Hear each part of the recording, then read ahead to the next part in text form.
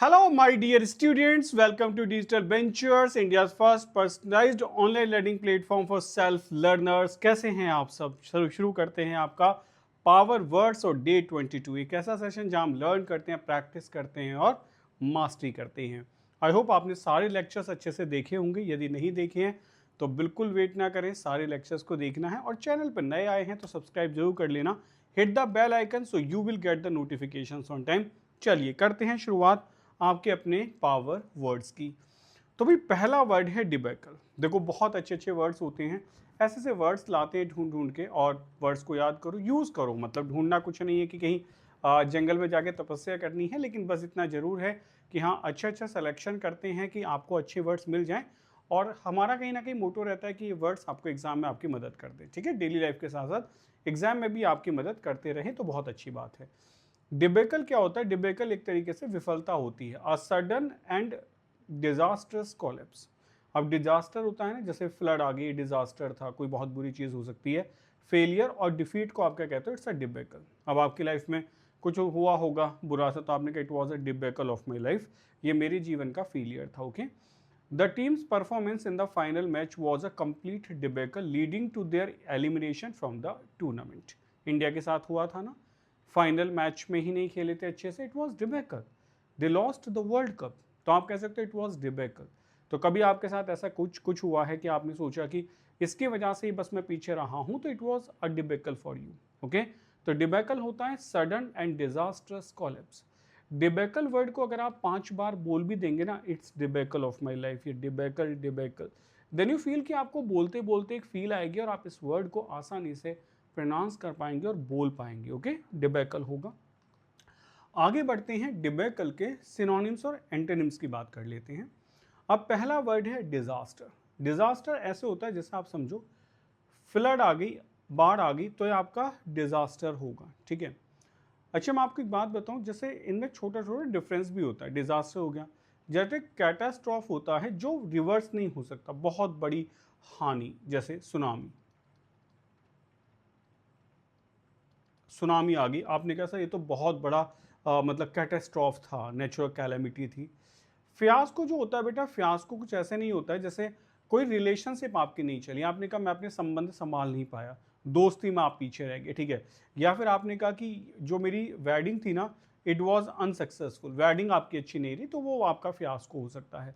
Calamity natural calamities होती हैं, जैसे फेमाइन हो गया। ठीक है, और ट्रेजिडी तो होता है किसी चीज़ के लिए सैड होगा, या फिर आपने कहा प्लेन क्रैश जो होता है, इट वॉज अ ट्रेजिडी, वो एक ट्रेजिडी थी। तो इनको सिचुएशनल थोड़ा थोड़ा अलग हम यूज़ कर सकते हैं, बाकी ऐसा नहीं है कि बहुत अलग अलग होते हैं। बोलते टाइम पे शायद हम इतना ज़्यादा नहीं सोचते हैं, but when it comes to the part of the differences तो थोड़ा थोड़ा सा अंतर हो जाता है। जैसे सक्सेस है, अब किसी आदमी की जॉब लगी, सक्सेस हो गया। ट्रायम्फ हम अक्सर सुनते हैं विक्ट्री, मतलब कोई बहुत बड़ा काम करके आया। ठीक है, विक्ट्री होती है अक्सर विजय, जीत के आ गए, आपको युद्ध जीता तो विक्ट्री कहलाती है।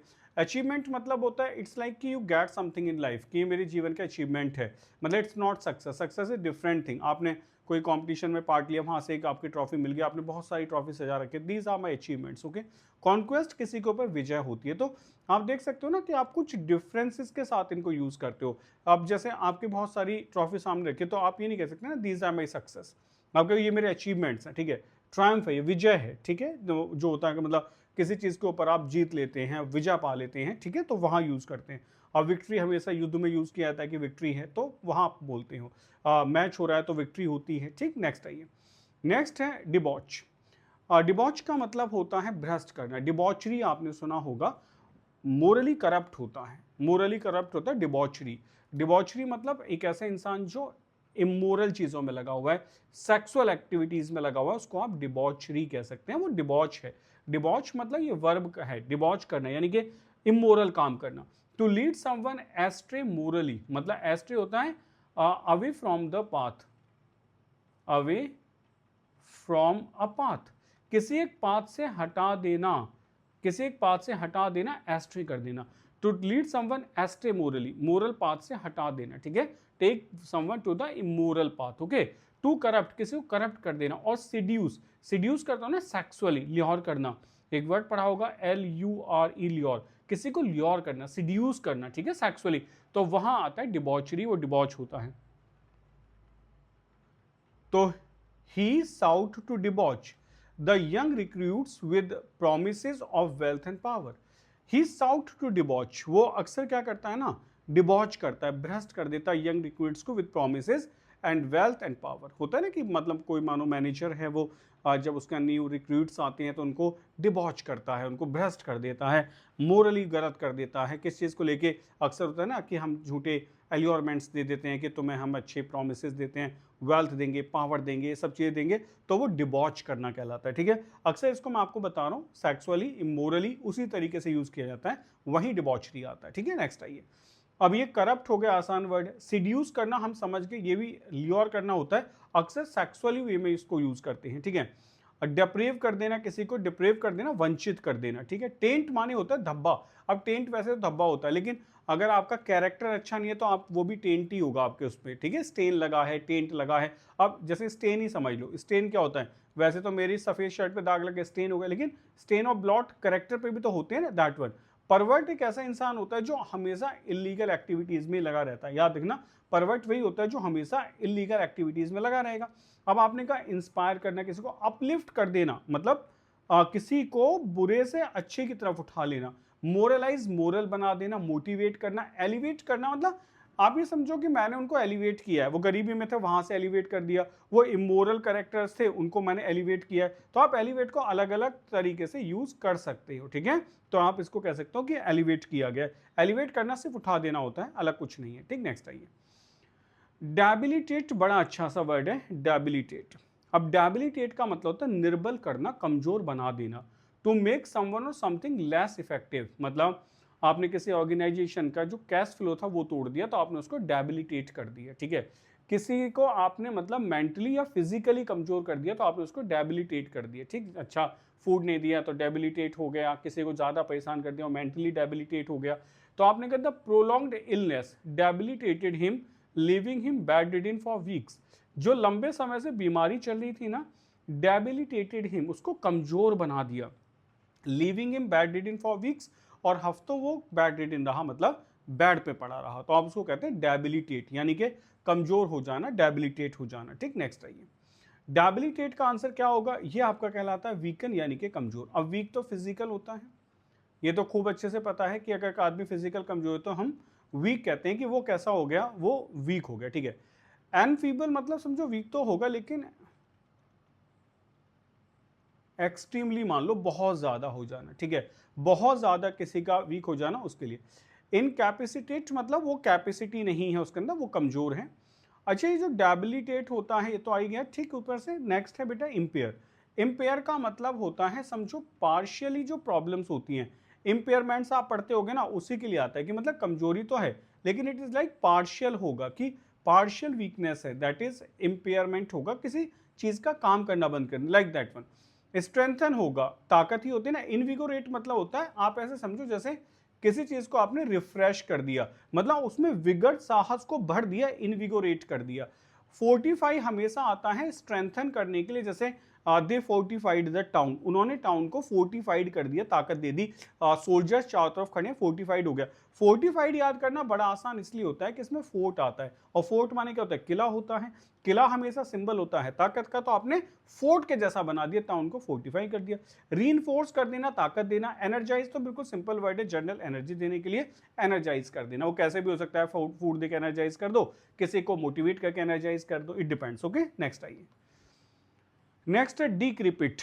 बेटा डिक्रिपिट का मतलब होता है जीर्ण। जीर्ण मतलब होता है बहुत कमजोर।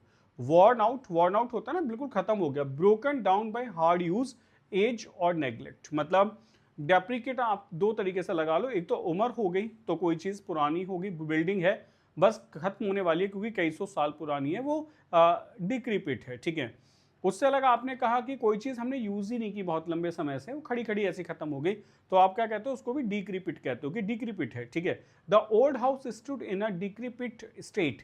The old house stood in a decrepit state with its roof sagging, roof झुक चुकी हैं, विंडोज बॉर्डेड अप, मतलब वो कैसी होगी, बॉर्डेड हो चुकी हैं। तो इसका मतलब ये हुआ कि वो बिल्कुल खत्म होने वाली कंडीशन में है। आप ऐसे समझो, जहां भी रहते हो, किसी शहर में, गांव में, कहीं भी, वहां एक ना एक घर जरूर ऐसा होगा जिसमें घर वाले कहते हैं इसमें जाना मत, भूत प्रेत की बात नहीं है इसलिए मत जाओ कि गिर सकता है। तो उसको आप क्या कह सकते हो, डिक्रीपिट कहते हो। अब आप सोच के देखो वो कौन सा घर है और उसके बारे में कहो कि डिक्रीपिट हाउस है, ठीक है, बस इतना याद कर लो, या डिक्रीपिट बिल्डिंग है। समझ गए मेरी बात? या तो ये कह दो डिक्रीपिट बिल्डिंग है सर मेरी गली में, मेरे गांव में, मेरे घर के आसपास में, तो आप उसको डिक्रीपिट कहते हैं। जहां सिर्फ इसलिए नहीं जा रहे हो कि कहीं आपके ऊपर ना गिर जाए, उसको डिक्रीपिट कह रहे हैं। याद आ गया? ठीक है, चलो आगे बात करते हैं। डाइलेपिडेटेड क्या होता है भाई? ये भी होता है कमजोर हो जाना किसी बात का, मतलब ये समझो कि ये ऐसी कंडीशन में है, फॉलिंग अपार्ट। अगर आप मुझसे पूछें तो ये बिल्कुल इसका प्योर सिनोनिम है कि ऐसे समझ लो कि गिरने ही वाला है। रन डाउन मतलब तो कमजोर हो जाना, टायर्ड हो जाना होता है। फ्रेल जो होता है वो जैसे होता है ना कि हड्डियां कमजोर होगी, फ्रेजाइल होगी, फ्रेल होगी, वो वीक हो जाना होता है। क्रम्बलिंग का मतलब होता है ब्रेक इनटू पीसेस, कोई चीज कमजोर होकर टुकड़ों में टूट गई है, ठीक है। डिटेरियोरेटेड होता है किसी चीज का खराब हो जाना, मतलब खत्म की तरफ चल देना, डिटेरियोरेट। उसकी हेल्थ डिटेरियोरेट होती जा रही है बीमारी के बाद में, तो ऐसे कमजोर होते चले जाना, ठीक है। ये जो स्टडी होता है ये तो हेल्दी होता है ना, ब्रॉड, मतलब ऐसे समझ लो कि ब्रॉड है, ताकतवर है, ठीक है। रोबस्ट वही होता है, रोबिला जो होता है ना, रोबस्ट होगा, मतलब ताकतवर है देखने में भी, और थोड़ा मतलब प्राउडी है, वैसे वाला रोबस्ट है। स्ट्रॉन्ग आसान है। ड्यूरेबल जो होता है ना, अक्सर अगर आप देखें तो इसको टाइम के साथ यूज किया जाता है। मतलब आपने कोई मैट्रेस भी लिया तो कहते हैं ना बड़ा ड्यूरेबल मैट्रेस है, मतलब ताकतवर है, लंबे समय तक चलेगा, उस तरीके से। रिजिलेंट होता है जिसको आप कहते हैं बाउंस बैक, मतलब क्वालिटी ताकतवर तो है लेकिन बाउंस बैक है, मतलब रिजिलेंट बिहेवियर है, बाउंस बैक, कभी दबेगा नहीं, थकेगा नहीं, हमेशा एनर्जाइज रहेगा, ठीक है। ऐसे केस में आप किसका यूज करते हो? रिजिलेंट का यूज करते हैं। नेक्स्ट वर्ड है हमारा डेफर्ड। डेफर्ड का मतलब होता है स्थगित कर देना, आगे की तरफ टाल देना, पोस्टपोन कर देना या डिले कर देना अंटिल अ लेटर टाइम, आगे के लिए टाल देना, पोस्टपोन कर देना, ठीक है, कि आगे कभी ऐसा होगा। The company announced a deferred payment plan for its customers. Company क्या करती है? अनाउंस करती है deferred payment plan for its customers की पेमेंट तो मिलेगी लेकिन डेफर्ड पेमेंट प्लान होगा, यानी कि जो पेमेंट प्लान है वो पोस्टपोन्ड है, मतलब बाद में दिया जाएगा, आगे के लिए स्थगित कर दिया गया, यानी कि इस महीने की सैलरी मानो अगले महीने मिलेगी। ये डेफर्ड पेमेंट प्लान आप कह सकते हो, ठीक। नेक्स्ट आइए। अब सिनोनिम बड़ा आसान है, पोस्टपोनमेंट या पोस्टपोन्ड होगा, डिलेड होगा, विदहेल्ड कर देना, मतलब किसी चीज को रोक देना, किसी चीज को रोक देने के लिए विदहेल्ड कहा जाता है, ठीक है। चलिए आगे शुरू।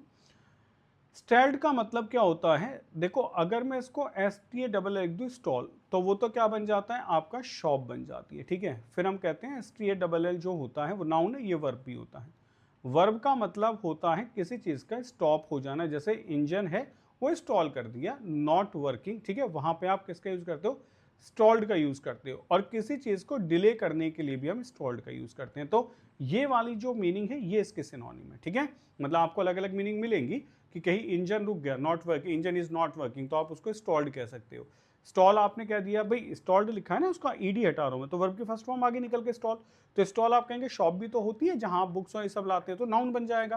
फिर आपने कहा स्टॉल मतलब क्या होता है? नॉट वर्किंग, ठीक है, engine is not working, stall होगा। फिर आप कह सकते हो डिले कर देना, किसी चीज को रोक देना, धीरे धीरे काम करने देना, उसको भी स्टॉल्ड कहते हैं। सस्पेंडेड आपको पता है। इमीडिएट हो गया, अभी होगा, तुरंत होगा। प्रॉम्प्ट होगा, प्रॉम्प्ट मतलब होता है जैसे अक्सर आपने सुना चैट जीपीटी में हम प्रॉम्प्ट डालते हैं तो मतलब प्रॉम्प्ट रिप्लाई आते हैं, जैसे याद डाला यू गेट द रिस्पॉन्स, ठीक है। आपने कहा फिर ऑन टाइम होगा, इंस्टेंट होगा या पंक्चुअल होगा। नेक्स्ट आता है। नेक्स्ट हमने कहा डाफ्ट। डाफ्ट आप भी हो सकते हो, डाफ्ट याद करो, अच्छा वर्ड है। Skilful and quick in one's movements और एक्शंस। जैसे आपने कहा मैं बहुत तेज हूं अपने एक्शंस में, अपने मूवमेंट्स में। किसी के हाथ चलाना, आपने देखा किसी को कोई म्यूजिकल इंस्ट्रूमेंट प्ले कर रहा है और उसके जो फिंगर्स है ना बहुत तेजी से काम कर रहे हैं, आपने कहा ही इज डैफ्ट, मतलब कितना अच्छा काम चल रहा है। कोई उंगलियां बहुत अच्छे से पेंटिंग कर रहा है, ऐसा आपने कहा वो डैफ्ट है। किसी ने कलाकारी बहुत अच्छी कर दी, आपने कहा वो डैफ्ट है, मतलब उसके हैंड्स के मूवमेंट्स बहुत अच्छे हैं, उसके कर्व्स बहुत अच्छे हैं, तो आपने कहा the artist deft brush strokes captured the essence of the scene. मतलब आर्टिस्ट का जो वो ब्रश स्ट्रोक को घुमाने का था ना, कभी कभी शॉर्ट्स मैंने भी देखे हैं, कुछ लोग पेंटिंग करते हैं, इतनी सुंदर पेंटिंग करते हैं कि जब आप देखते रहते हो तो आपका मन करता है नहीं पूरा देखेंगे, वो आप पूरा देखने का उसका मन करता है कि कैसे बना रहा है। तो वो डैफ्ट हैंड होता है, कभी कोई उसके अंदर सैंड के अंदर बना रहा है, कभी कोई कलर्स को स्ट्रिप्स लगा लगा के बना रहा है, कभी कोई पूरा पेपर एकदम से कलर कर देता है, फिर उसके अंदर से पिक्चर्स निकाल लेता है। वो जो उनका ब्रश चलाना, स्ट्रोक्स होते हैं, कभी आपने देखा हो पेंसिल के स्ट्रोक्स होते हैं, वो बड़े अच्छे लगते हैं, मतलब आपको कभी ना कभी वो अट्रैक्ट करते होंगे, फिर रुको देखो पूरा। तो वो जो होता है ना वो डैफ्ट होता है, वो डैफ्ट मूवमेंट्स होते हैं, ठीक है, आप ऐसे बता सकते हो, बड़ा अच्छा वर्ड है डैफ्ट। अब सिनोनिम तो स्किलफुल हो गया, ठीक है। एडेप्ट जो होता है कुशल होता है, सीधी सी बात है, ये कुशल होता है। अच्छा, यहाँ एक छोटा सा कंफ्यूजन होता है, याद कर लेना। देखो एक वर्ड तो होता है ADOPT एडॉप्ट, इसमें मैं कुछ नहीं कह रहा हूँ, गोद लेना होता है, कोई शॉर्टकट नहीं, कुछ नहीं, सबको पता है। फिर बात आती है ADAPT एडेप्ट की, और एक वर्ड होता है ADEPT एडेप्ट। ये दोनों वर्ड बच्चों को अक्सर कंफ्यूज करते हैं, तो करना क्या है वो समझ लो। इसमें ए आता है ना, इसका हिंदी मीनिंग होता है, आप कहते हो इसका हिंदी मीनिंग होगा अनुकूल, ठीक है। और इसको इंग्लिश में मैं कह सकता हूं इसका मतलब होता है एडजस्ट, ठीक है। इसी से आपका एडेप्टर भी बना होता है कि किसी के हिसाब से एडजस्ट कर लेना। ये आता है भाई आपका एडेप्ट ई। अगर मैं इसको कहता हूं कि ये कुशल होता है, जैसे मैंने वहां लिखा है, तो मैं ये भी तो कह सकता हूं ई फॉर कौन होता है, इट इज योर एक्सपर्ट होगा। मैं कह सकता था डैफ्ट होगा, लेकिन मैं ई कह रहा हूं क्योंकि ई फॉर एक्सपर्ट होगा। तो जब कभी एग्जाम में मेरे सामने दोनों वर्ड्स आने वाले तो I can just get the difference कि जो ई वाला है वो स्किल है, वो स्किल्ड है, यानी कि वो एक्सपर्ट है, और जो ए वाला है वो एडजस्ट अनुकूल है, ठीक है। लेट्स सी, डेक्स्ट्रस आपको समझना होगा कि जो इसमें डेक्स्टर है ना, DXTR, ये आता है हमेशा हैंड के लिए। तो इसका मतलब होता है जो हाथों को बड़ी अच्छे से यूज कर सकता है उसको आप डेक्स्ट्रस कहते हैं। और इसी से आपका वर्ड बना होता है कौन सा, आपने पढ़ा होगा MBDEXTEROUS, एम्बी डेक्स्ट्रस। कौन होता है, who can use both hands easily, who can use both hands easily, जो अपने दोनों हाथों को बड़ी आसानी से यूज कर लेता है उसको हम एम्बीडेक्स्ट्रस कहते हैं। प्रोफिशिएंट हो गया, एक्सपर्ट हो गया, ठीक है। प्रोफिशिएंट होता है प्रोफिशिएंसी इन वर्क। फिर क्लमजी हो गया, क्लमजी मतलब आपको याद आ रहा होगा ऑल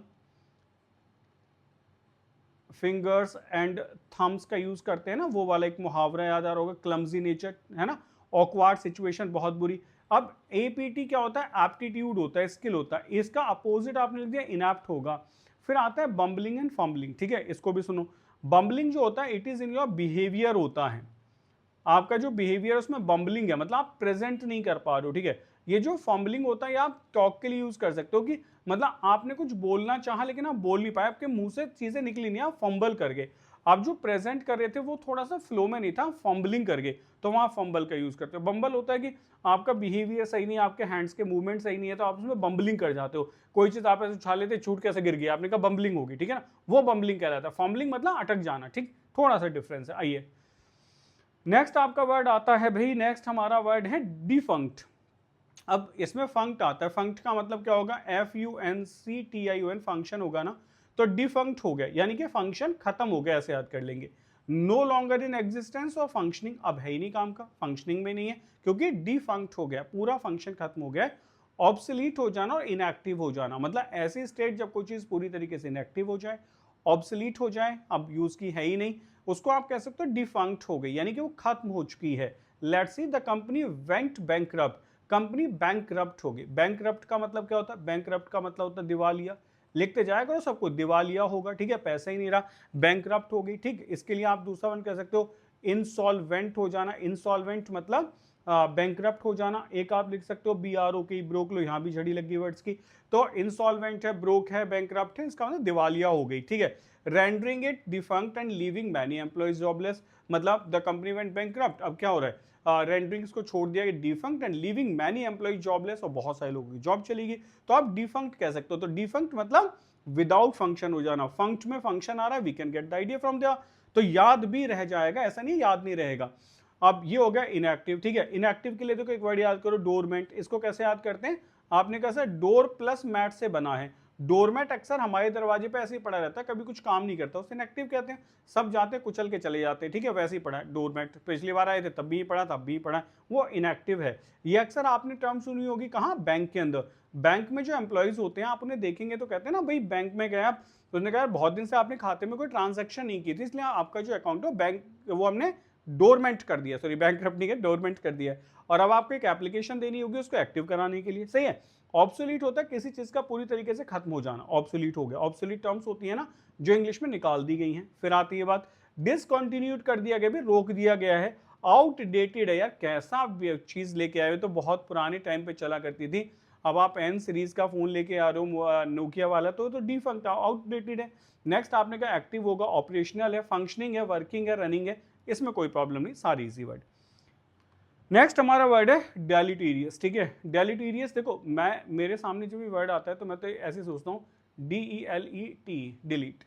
डिलीट करना होता है जिस चीज को मैं डिलीट कर देता हूँ अपनी लाइफ से, उसको डेलिटीरियस कह रहा हूँ, ठीक है। और मैं वही चीज डिलीट करूंगा लाइफ से जो डिलीट करने लायक है, यानी कि जो खराब है, ठीक है, मैंने डिलीट कर दी।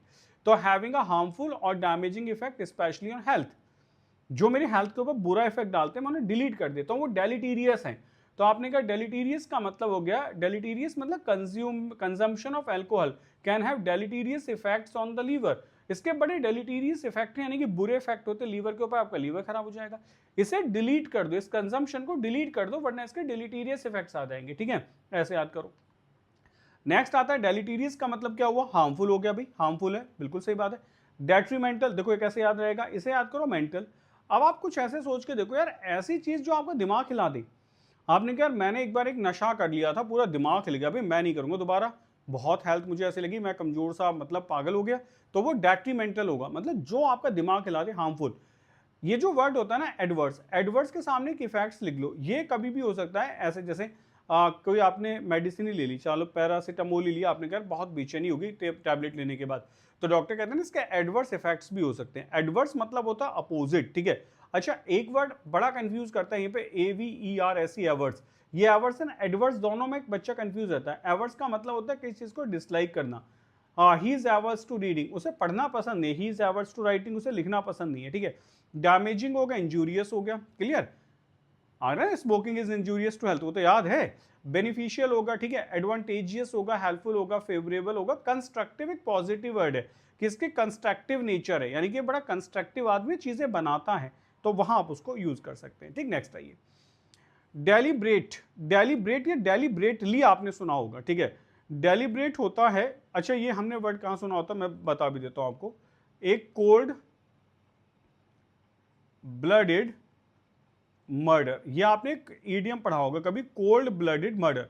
कोल्ड ब्लडेड मर्डर का मतलब होता है बिना फीलिंग्स के, सोच समझ के, पूरी प्लानिंग के साथ किसी को मारना, उसको हम कोल्ड ब्लडेड मर्डर कहते हैं, ठीक है। पूरी प्लानिंग के साथ, बिना फीलिंग्स के। लेट्स सी, तो डन कॉन्शियसली और इंटेंशनली। कॉन्शियसली मतलब होता है पूरे कॉन्सेंस के साथ में, कॉन्शियस के साथ में, पूरे होश हवास में।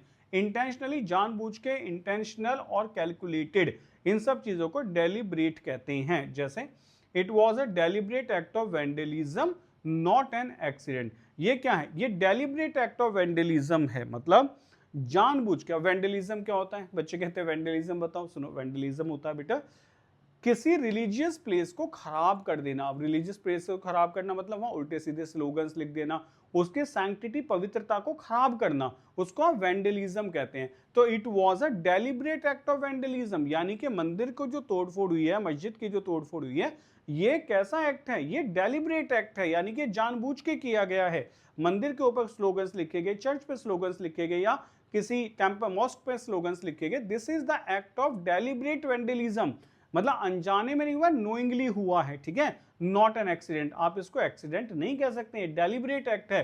तो अगर आपने देखा कि किसी ने गलती की है, ठीक है, और वो कहता है गलती से होगा, नहीं, इट इज डेलिब्रेटली, तुमने जानबूझ के किया है, तुमने पूरे होश और हवास में किया है। फिर आता है आपका वो इंटेंशनल हो सकता है, कैलकुलेटेड होता है ना, कि मैं हमेशा जीवन में रिस्क, कैलकुलेटेड रिस्क लेता हूं, यानी कि सोच समझ के रिस्क लेता हूं, वही वाला है। प्रीमीडिएटेड, देखो ये भी बहुत अच्छा वर्ड है बेटा, ये अक्सर याद कर लेना, नेगेटिव चीजों में यूज होता है, क्राइम के लिए यूज होता है। और प्रीमीडिएटेड वही होता है कि सोच समझ के किसी इलीगल एक्टिविटी को परफॉर्म करना। प्रीमेडिटेटेड मतलब सोच समझ के उसको करना, ठीक है ना। प्रीमेडिटेटेड मतलब किसी चीज को सोच समझ के, प्लानिंग के साथ कोई एक्टिविटी करना, ठीक। डेलिब्रेट होगा, उसके बाद आता है प्लान्ड एक्टिविटी होगा, ठीक, क्लियर हुआ। नेक्स्ट आते हैं, एक्सीडेंटल होगा, उसके बाद अनइंटेंशनल होगा, स्पॉन्टेनियस। अब एक्सीडेंटल अचानक हो गया, अनइंटेंशनल। स्पॉन्टेनियस होता है स्वेच्छन, मैंने कभी आपको बताया होगा, जैसे कहते हैं ना, विलियम वर्ड्सवर्थ ने कहा था कि poetry is the spontaneous overflow of powerful emotions, okay. Next है इनएडवर्टेंटली। अब एडवर्टेंटली होता है कैसे, मतलब जानबूझ के किसी भी चीज को, ठीक है। ये होता है नॉट इन इंटेंशन, मतलब इंटेंशनल नहीं, ऐसे हो जाना एकदम से। रैंडम हो गया, ठीक है, रैंडम हो गया। नेक्स्ट आ जाओ, डिलाइनिएट कर देना। डिलाइनिएट करना क्या होता है, देखो डिलिनिएट मतलब होता है, इसमें आप ऐसे देखो, लाइन है, और ये बोला क्या जाएगा, डिलीनिएट, मतलब इसको डिलाइनिएट नहीं कह रहे, डिलीनिएट है। अब इसमें लाइन आता है, लाइन क्या होती है भाई, ये तुम्हारी प्रॉपर्टी, ये मेरी प्रॉपर्टी, लाइन खींच गई, ये ए की प्रॉपर्टी, ये बी की प्रॉपर्टी, तो हमने मार्क कर दिया, ये ही है डिलीनिएट। तो डिलीनिएट में आप याद करें लाइन आ रहा है बीच में, ठीक है। तो आपने कहा टू डिस्क्राइब और portray something precisely and clearly, किसी चीज का चित्रण कर देना सीधे सीधे। The architect delineated the layout of the new building in intricate details, मतलब न्यू बिल्डिंग्स का लेआउट बनाया गया। अब लेआउट कैसे बनता है, आप डिलीनिएट करते हो कि यहाँ बेडरूम होगा, यहाँ आपका पोर्च एरिया होगा, यहाँ पे आपकी किचन होगी, तो वो डिलीनिएट किया जाता है। तो उसको बड़े अच्छे से ये जो इंट्रिकेट वर्ड है इसको भी लिख लो बेटा। इसका मतलब वैसे तो अगर मैं सिनोनिम लिखूं तो क्या होगा, कॉम्प्लेक्स होगा, वैसे आप चाहें तो उसको जटिल कह सकते हैं। तो इंट्रिकेट होता है बड़ा इंट्रिकेट सा प्लांट, ठीक है। तो ये आप ऐसे इसको यूज कर सकते हैं। चलिए इसके सिनोनिम्स देखते हैं हम। इसका सिनोनिम क्या होगा, वही है ना, आउटलाइन कर देना, डिस्क्राइब कर देना, डिपिक्ट करना, कहते हैं ना वर्णन किया गया, वर्णन होता है ना डिपिक्शन, तो वो वर्णन हो गया। नेक्स्ट है इलस्ट्रेट कर दो, पोर्ट्रे कर दो। ब्लर मतलब होता है विच इज नॉट क्लियर, कहते हैं ना ब्लर ब्लर सा दिखाई दे रहा है, तो डिलिनेशन बिल्कुल सही नहीं है, ठीक है। ऑब्सक्योर माने भद्दा होगा। कंफ्यूज कर देना, क्लाउड वही होता है बेटा, नॉट क्लियर। क्लाउड वैसे नाउन होते हैं ना, क्लाउड्स यूज करते हो, वो क्लाउड है, ठीक है ना, एवरीथिंग इज इन क्लाउड। मडल कर देना, कंफ्यूज कर देना, मडल माने भी वही होता है, कंफ्यूज करना। तो ये थे बच्चों 10 वर्ड्स। आई होप, मुझे ऐसा लगता है कि ये वर्ड्स आपको बहुत सही से समझ आए होंगे। 2-3 वर्ड्स को निकाल के बढ़िया से पूरे दिन रगड़ो, 4-5 बार यूज करो सेंटेंसेस में। किसी को अच्छे अच्छे से सेंटेंसेस लिख के भेज दो मैसेज में, कुछ भी नहीं रिप्लाई कर पाएगा, ये तो पूछेगा भाई क्या कहना चाहते हो, बता तो दो। तो देखो फिर आपको कम से कम समझाने का मौका तो मिलेगा। इतना तो कर सकते हो, अपने फ्रेंड को एक ऐसा मैसेज लिख दो कि समझ ही ना है उसे, या तो डिक्शनरी खोलनी पड़े या फिर आपसे पूछे भाई सीधे सीधे पूछ लो क्या कहना चाहते हो, ठीक है, वह वाली कंडीशन होगी। नेक्स्ट आइए, अब बात करते हैं हम बेहतरीन से इडियम्स एंड फ्रेजेस की। याद करेंगे, बिल्कुल एकदम थोड़े एनर्जाइज रहना है और चीजों को यूज करना है बढ़िया से। Let's see, cook the books, चलो किताबें पका लेते हैं। अब किताबें कौन पकाता है, एक ऐसा, मैं चलो एक जोक सुना देता हूँ छोटा सा आपको। एक बार एक टीचर ने कहा क्लास में कि भाई सब बच्चे क्या करेंगे, इस क्वेश्चन को बिल्कुल घोल के पी लेंगे और ये क्वेश्चन एग्जाम में जरूर आएगा। The next day everyone was present in the class. Teacher asked कि किसने उसको क्वेश्चन को तैयार किया है। अब सभी लोग जो है, मतलब किसने घोल के पिया है वही वाली बात, तो सब लोग खड़े हो गए, तो सब पिटे भी बहुत बढ़िया से। पहले तो कॉर्पोरल पनिशमेंट बहुत बढ़िया वाला होता था, आई होप से जो हमारी एज के होंगे वो सब पता होगा। एक बच्चा बैठा रहा बहुत अच्छे से, टीचर ने बड़ा अप्रिशिएट किया, देखो ये बच्चा है जो बात मानता है और इसने क्वेश्चन तैयार कर रखा है। अब टीचर ने उसको बुलाया कि आओ बच्चों, चलो इसको सबको समझाओ वो कैसे था। वो खड़ा हुआ है, चुपचाप थोड़ी देर खड़ा रहा। फिर पूछा गया कि भाई क्या हुआ, बताते क्यों नहीं हो। उसने कहा सर मैंने तो यहाँ से घर जाते ही जो क्वेश्चन था उसको पानी में घोला और मैंने वो पेपर पी लिया, लेकिन पता नहीं वो काम ही नहीं कर रहा है, मुझे याद ही नहीं आ रहा है कुछ भी। तो घोल के पीने का मतलब समझ गए ना, तो वो घोल के पीना मतलब अच्छे से तैयार करना। तो सेम कुक द बुक्स का मतलब ये नहीं कि आज आप गए घर और पानी रखा और कुछ किताबें उसमें डाल के चूल्हे पे चढ़ा दी कि सर ने कहा था कुक द बुक्स, आप किताबें पका लेते हैं, let's have try a new dish, okay, that's not. तो आइए बात करते हैं, कुक द बुक्स का मतलब होता है to alter financial records dishonestly, मतलब किताबें पका देना, रिकॉर्ड्स में चेंजेस कर देना, अक्सर फाइनेंशियल होगा। The company was caught cooking the books to hinder their losses, company को पकड़ा गया कुकिंग द बुक्स के लिए, टू हिंडर देयर लॉसेस, अपनी लॉसेस को छुपाने के लिए। कुक द बुक्स किताबें पकाने के लिए कंपनी को पकड़ लिया गया, ठीक है। नेक्स्ट आइए, नेक्स्ट है cool your heels. Cool your heels का मतलब क्या है, टू वेट फॉर समथिंग और someone often in a state of frustration.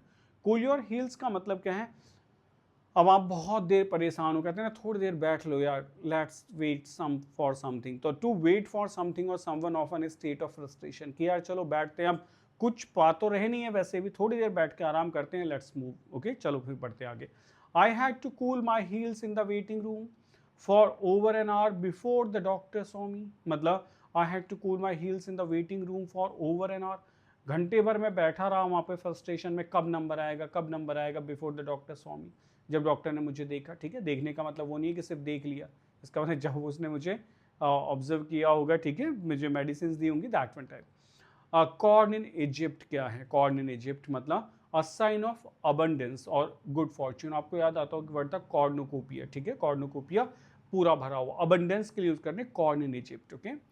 तो after the difficult years it was a relief to see corn in Egypt, with the business financially flourishing. ठीक है, कुछ story ऐसे हैं कि इजिप्ट में मतलब मानो एक जगह है, I am not telling you the proper story from the Bible, आप ऐसे समझ लेंगे कि जब फेमिनाइन होता था तो फेमाइन के टाइम पे सब लोग डिपेंडेंट हो जाते थे कि एक जगह खाना मिल सकता है, there may be a city जहाँ लोगों को खाना मिल सकता है, तो वो जो जगह है वो कॉर्न इन इजिप्ट है, समझ गए। तो a sign of abundance and good fortune है कि कहीं खत्म हो जाए वहाँ मिल जाएगा। तो after the difficult years it was a relief to see corn in Egypt, मतलब आप कुछ ना कुछ मिल जाएगा, यहाँ फूड मिल जाएगा, with the business finally flourishing, और बिजनेस ने काम करना शुरू कर दिया है।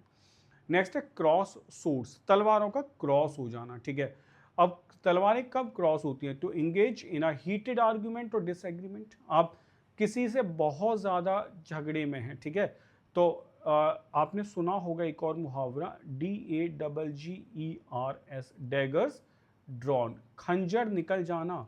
खंजर कब निकलते हैं? खंजर निकलते हैं जब आप किसी को मारने काटने के लिए तैयार हो। क्रॉस कब होती हैं? सोर्स। अच्छा, सोर्स में याद करना है, डब्लू साइलेंट होता है बेटा, डब्लू बोला नहीं जाता है, तो सवोर्स नहीं होता है, सोर्स होता है बस, सोर्स। ठीक है, सवोर्स बोलोगे तो बड़ा कंफ्यूजन हो जाएगा। तो आपने कहा to engage in a heated argument और disagreement, like they often cross swords over political issues at the dinner table. अक्सर वो क्रॉस सोर्स करते हुए political issues at the dinner table हमेशा झगड़ा होता है, मतलब समझो तलवारें निकल जाती हैं। अब समझो डिनर कर रहे हैं बीजेपी और कांग्रेस वाले एक साथ बैठ के, और वो पता है सब होता कहाँ है? पार्लियामेंट में ही। वैसे वो आराम से डिनर करते हैं। ठीक है, चलो आगे बात करते हैं, नेक्स्ट आइए, don't be political. Cross your fingers, like this one, I am crossing my fingers to hope for good outcome और सक्सेस, कुछ तो होगा जीवन में। ठीक है, अक्सर होता है ना, आप भी जब पढ़ते होगे तो ऐसे करते हैं ना, लेट्स सी, थोड़ा रिलैक्स करते हैं, नाउ समथिंग विल होप, और फिर थोड़ा रिलैक्स करके फिर दोबारा से लग देते हैं, cross your fingers to hope for a good outcome और success. Let's see, I have crossed my fingers for good luck on my upcoming exam. I have crossed my fingers for good luck, मतलब hope कर रहा हूँ there will be something good for me in this upcoming exam. So it's called cross your fingers. Now, let's move to the next question. Word number 6 in idiom number 6.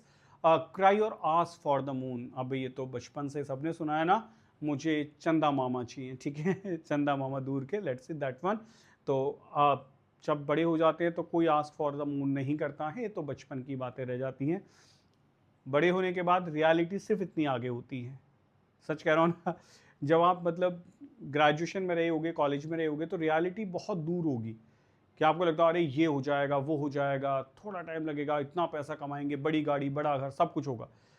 वो उस as में होती है। जब आप मैच्योर हो जाते हैं, ग्रोन अप हो जाते हैं, देन यू सी रियलिटी सिर्फ इतनी आगे होती है, मतलब you can see the what is happening, वो बिल्कुल क्लोज रह जाती है। तो ये सब चीज़ें मतलब ग्रेजुएशन टाइम तक की हैं। To ask for something that is impossible और attainable, like asking for a raise during this budget cuts is like crying for the moon। मतलब asking for a raise during this budget cuts, हम budget में cuts कर रहे हैं, हम मतलब कोशिश कर रहे हैं सैलरीज कम कर दी जाए, and you are asking for the increase, it's like what, it's cry for the moon, it's nothing more than cry for the moon. Okay, तुम बेकार के सपने ना देखा करो। Let's see, cuckoo in the nest. ठीक है, अच्छा इसको हम ऐसे भी कह सकते हैं, कुक्कू इन द नेस्ट को दो तरीके से आप समझ लो। कुक्कू कभी अपना घर नहीं बनाती हैं, ठीक, एग देने के लिए, ना तो वो जो कौवा होता है क्रो, ना तो वो बनाता है, ना कुक्कू बनाती है। अक्सर ये क्या होता है ना, ये किसी दूसरे के घोंसले में अंडे दे देते हैं। ठीक है, जब अंडे दे दिए तो वहाँ रहते भी हैं। तो अगर कोई आपके घर में आके ऐसे रहना शुरू कर दे तो अनइन्वाइटेड गेस्ट होगा, या इंट्रूडर आप कह सकते हैं। तो मैं एक वर्ड में इसको कह सकता हूँ, लाइक इंट्रूडर। ठीक है, एक तो आप इसको ये याद कर लेंगे कि इंट्रूडर होता है मतलब ऐसे घुस जाते हैं। ठीक है, वही है, someone who does not belong और who is out of place. समझे, जो वहां से बिलोंग नहीं करता है, who is out of place, कहीं और का है, हमारे यहाँ का नहीं है। तो आपने कहा he felt like a cuckoo in the nest at the family gathering as he had little in common with the others. मतलब होता है ना, कभी कभी आप दूर की किसी शादी में चले जाते हैं और आप बस दुल्हे को जानते हो या सिर्फ दुल्हन को जानते हो, उस टाइम क्या आप, you are like cuckoo in the nest, ऐसा लग रहा है गलती से आ गई। ठीक है, दूल्हा अपने कामों में बिजी है और हमें दूर दूर तक उन हजारों आदमियों कोई नहीं जानता है। इट्स लाइक, ठीक है, आप वो वाला यूज कर सकते हो कि you feel uncomfortable at the time. Okay, next है कजल योर ब्रेन। अच्छा पहले कजल समझते हैं क्या होता है। CUDGEL, causal. ये कजल है, काजल नहीं है। ठीक है, कजल, कजल पहली बात तो एक नाउन होता है आप कह सकते हो एक स्ट्रॉन्ग स्टिक होती है, स्ट्रॉन्ग स्टिक, ठीक है। और दूसरा ये वर्ब होता है, इसका मतलब होता है हिट विद अ स्टिक, एक स्टिक से मार देना। दूसरा इसका मतलब होता है हिट विद अ स्टिक, दो चीजें होती हैं, ठीक है, समझ रहे हैं। कजल मतलब क्या क्या हो गया भाई, एक तो आपकी स्ट्रॉन्ग स्टिक होगी, नाउन है, और उसी से मार देना। कजल योर ब्रेन, अपने दिमाग को स्टिक से मारना, कजल योर ब्रेन, मारो दिमाग को। वाई? टू थिंक हार्ड और स्ट्रगल टू रिमेंबर समथिंग। कभी कभी आपने सर पे टैप करते हो ना ऐसे, यार चल जा चल जा चल जा, कुछ तो याद आएगा। That one, cudgel your brain, you are cudgelling your brain at that time, याद रहेगा। It's like cudgel your brain. I had to cudgel my brain to remember where I had seen him before. I had to cudgel my brain, मुझे अपने दिमाग को थोड़ा सा causal करना पड़ा, पीटना पड़ा, टू रिमेंबर, अरे भाई याद आ जा, where I had seen him, याद आ रहा। कभी कुछ लोग यहाँ मारते हैं, तो वही है बेटा कजल योर ब्रेन, याद कर लेना, अच्छा वर्ड है, ठीक है। नेक्स्ट आइए, नेक्स्ट बात करते हैं, कल्चर वल्चर। अब देखो, कल्चर हमें पता है, वल्चर मतलब होता है गिद्ध, और गिद्ध को जाना जाता है किस चीज के लिए, गिद्ध को जाना जाता है वो फोकस बहुत अच्छा करता है, मतलब ऊपर से आया, मांस का टुकड़ा लिया, भाग गया, वह वाला। तो कल्चर वल्चर यानी कि यदि कोई कल्चर का ही वल्चर हो तो वो कौन होगा, वो होगा someone who is very interested in cultural activities such as music, art and theatre. मतलब ऐसा आदमी जो आपके यहाँ जितने भी प्रोग्राम होते हैं, सत्संग, भंडारा, या आपने कहा दशहरी, दीपावली, कोई कथा, भजन, सबके अंदर इंटरेस्टेड है, उसको आप कल्चर वल्चर कह सकते हो। तो घर में कोई चाचा ताऊ भाई बहन कोई तो होगा, याद आ गया, वो आपका कल्चर वल्चर है, बस इतना याद कर लो। एक ऐसा इंसान जो सारी सोशल एक्टिविटीज में बहुत इंटरेस्टेड है, you can ask him a culture vulture. Okay, let's see, she is a real culture vulture, she spends every weekend at museum and art galleries. वो एक बहुत अच्छी कल्चर वल्चर है, मतलब he has good interest in arts, literature, culture, क्योंकि वो अपना अक्सर टाइम म्यूजियम में और आर्ट गैलरीज में ही बिताते, तो आप उसको कल्चर वल्चर कह सकते हैं, ठीक। नेक्स्ट है कर्ल योर लिप्स। अब वो पाउच नहीं बनाना है, ठीक है, कर्ल करने अपने लिप्स को पीछे की तरफ, टू शो डिसडेन और contempt through facial expression. I can do, ठीक है, मैं करके नहीं दिखा सकता हूँ, आप करके देख सकते हो। कर्ल योर लिप्स, ऐसे वाले मुंह बनाना है जिसमें आपका दिखाई दे कि आप हेट कर रहे हो, ठीक है, मेरी तरफ ना देखें वरना मुस्कुराते रहोगे। डिसडेन करना, कंटेम्प्ट करना, फेशियल एक्सप्रेशंस को बुरे बना लेना, आई कैन डू दैट, मैं नहीं बना सकता हूँ, ठीक है, इतना अच्छा एक्टर नहीं हूँ मैं। तो आपने कहा he curled his lip when he heard the decision clearly not impressed. उसने बड़ा अजीब सा मुंह बनाया, अपने होठ सुकोड़ लिए जब उसने सुना कि जो डिसीजन है ना, क्लियरली नॉट इम्प्रेस्ड, वो बिल्कुल इम्प्रेस नहीं है, अच्छा डिसीजन नहीं है, ठीक है। तो कर्ल योर लिप्स का मतलब है मुंह बना लेना, ठीक है, बना के देख सकते हैं। चलिए, ये थे बच्चों आपके 10 इडियम्स, और अब बात करने वाले हैं बहुत बेहतरीन सी न्यूज़ आपके लिए। You have all the batches on digital ventures. अब आप जाके इन्हें ज्वाइन कर सकते हैं, इंजॉय कर सकते हैं। CDS 1 and 2 2026, it's a foundation batch of 800+ hours. It means it need a lot of dedication, a lot of hard work and many months for the preparation. ये उन बच्चों के लिए है जिन्होंने अभी शुरू किया है। They want to just see a growing career in 2026, उनके लिए बैच है। तो जो CDS वाले बच्चे हैं उनके लिए भी बैच है, और जो OTA वाले बच्चे हैं उनके लिए बैच है। OTA वालों के लिए सिर्फ मैथ्स नहीं आता है तो वो वहाँ नहीं, आप देख सकते हैं। नेक्स्ट, जो बच्चे अभी के लिए तैयारी करें 2025, we are providing revision batches, you can join these batches too. ये CDS OTA दोनों के लिए है। Capsule courses, these are for those students who are really interested, they know that where they have the problem, they know their pinch areas, and these are the batches for those.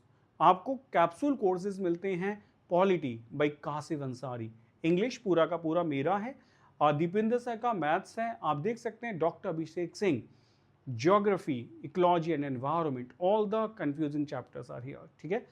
History and art and culture, 2 expert teachers are here, Kashif Ansari for history, art and culture Abhishek Ajay Singh. तो आप ये join कर सकते हैं batches हमारे capsule courses, वो उनके लिए जिनको पता है मुझे पढ़ना क्या है। Now the test series before the exam, everyone is really interested in test series, everyone wants to check the potential before exam कि मैं कहाँ stand करता हूँ। So we are providing you a best class your test series, CDS के लिए, OT के लिए, and if you are expert and you know that where the shoe pinches, so we have subject wise test series also, तो आप इसमें से भी कोई ज्वाइन कर सकते हैं, चाहे वो इंग्लिश की है, चाहे वो जीएस की है, या फिर वो मैथ्स की। Okay, so if you know where the shoe pinches, so you have the test series subject wise. Now the handwritten notes. Gone are the days for the PDFs. We are all are bored with the PDFs because they are in the same flow. We are providing you the best class handwritten notes. These are written by the experts, and all the handwritten notes we provide you comprehensive knowledge. Okay, so these are available for CDS, OTA, and subject wise also. तो आप किसी subject में भी poor हैं, so you can directly avail that subject. Okay, guys. So this is your digital venture. Okay, everything we are providing, like a study planner, structured video courses, mock test, handwritten notes, whatever you want, we are providing you here. And the best thing, we are providing you a helpline number 7800099699. You can call us here. We will be happy to assist you. Apart that, thank you to stay connected with us. And these are social media platforms, हमें follow करेंगे 7800099699 पे call कर सकते हैं. मिलते हैं आपसे next class में. Till then take care, bye bye, जय हिंद.